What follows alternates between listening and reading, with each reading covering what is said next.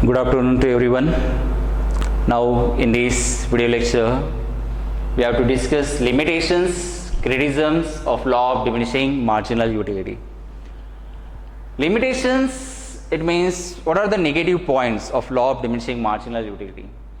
So before to discuss the negative points of law of diminishing marginal utility, what is actually law of diminishing marginal utility? So we very well know that the law of diminishing marginal utility given by the new classical economics Alfred Marshall in his book Principles of Economics published in 1890. And according to law of diminishing marginal utility, other things being remaining same or constant, with an increase in the stock of commodity consumed, its marginal utility goes on falling. It means when consumer consumes same product again and again in a quick succession rapidly over a given period of time, then marginal utility goes on falling. In short, the additional benefit which a person derives by consuming one more extra additional unit, it goes on falling. So this is the law of diminishing marginal utility, and now we have to discuss what are the limitations of this law. In that, the first, unrealistic assumptions. So law of diminishing marginal utility completely or totally based on assumptions, and the assumptions, it refers to the conditions. So law of diminishing marginal utility completely based on assumptions such as homogeneity, continuity, rationality, constancy, and so on. So Alfred Marshall assumed that the unit of commodity that consumed by consumer, it should be homogeneous in respect, color, size, taste, quality, etc. Then continuity, it means the unit of commodity that consumed by consumer, it should be consumed continuously in a quick succession rapidly without gap or without interval. It means there should not be gap between consumption of two units.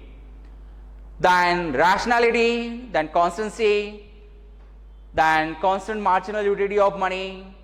So these are the assumptions taken by Alfred Marshall in his law of diminishing marginal utility. But in reality, it is very difficult to fulfill all these assumptions or all these conditions, and therefore that's the limitation of law of diminishing marginal utility. It is very difficult to fulfill all these conditions or assumptions in a single time. Then the second most important negative point or drawback of this law of diminishing marginal utility, that cardinal measurement. So cardinal measurement, it means numerical measurement. So while explanation law of diminishing marginal utility, Alfred Marshall assumed that utility, it means in short satisfaction, can be measured in cardinal numbers such as 1, 2, 3, 4, 5 and so on. But in reality, it is very difficult to measure satisfaction in numerical terms, and that is the negative or drawback of law of diminishing marginal utility. Then third drawback of law of diminishing marginal utility, that indivisible goods.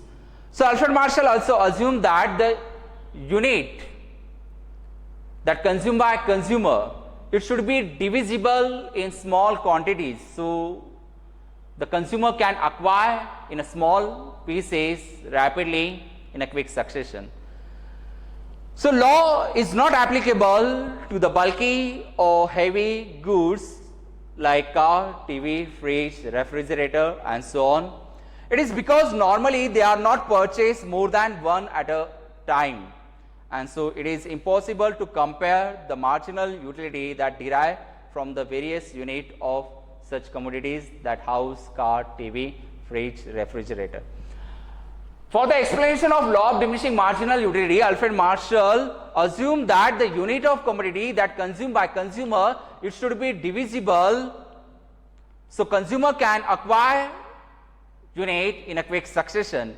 But in reality, there are certain goods we cannot divide in small pieces for the quick consumption such as car, TV, fridge, refrigerator, and that's the drawback of law of diminishing marginal utility. We cannot divide certain goods in small pieces such as car, TV, fridge, refrigerator, and so on.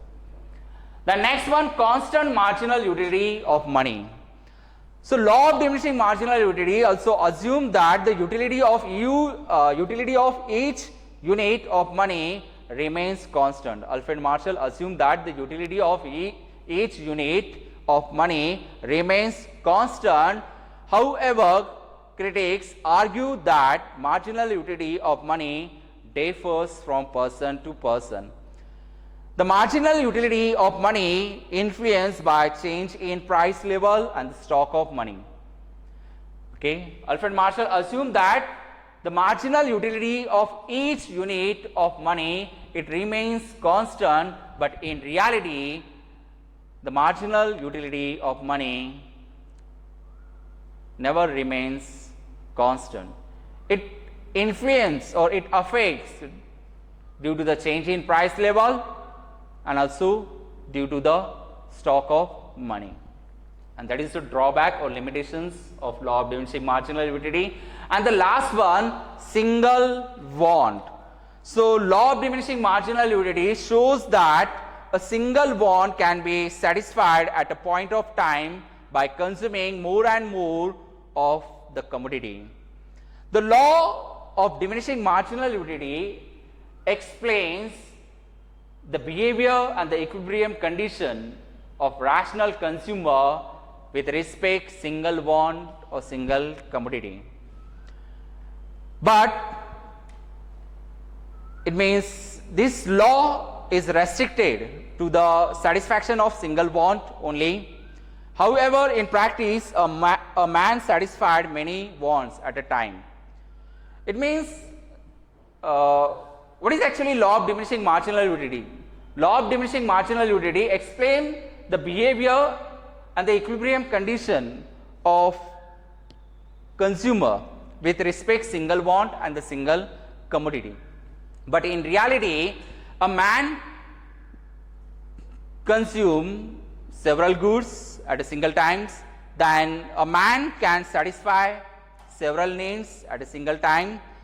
A person can meet many needs while performing different or single work.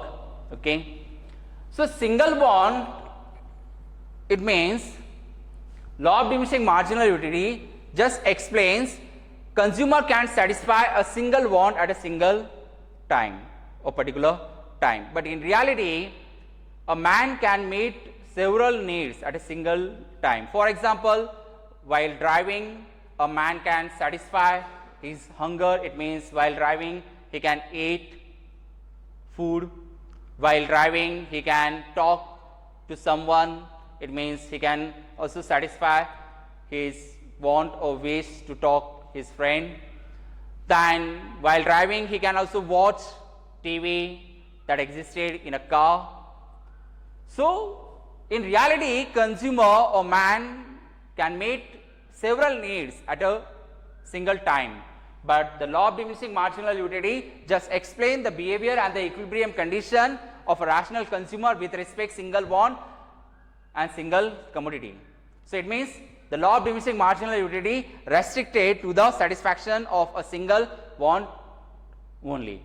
That is the limitations and the critics of the law of diminishing marginal utility that we have completed in this video lecture. Thank you.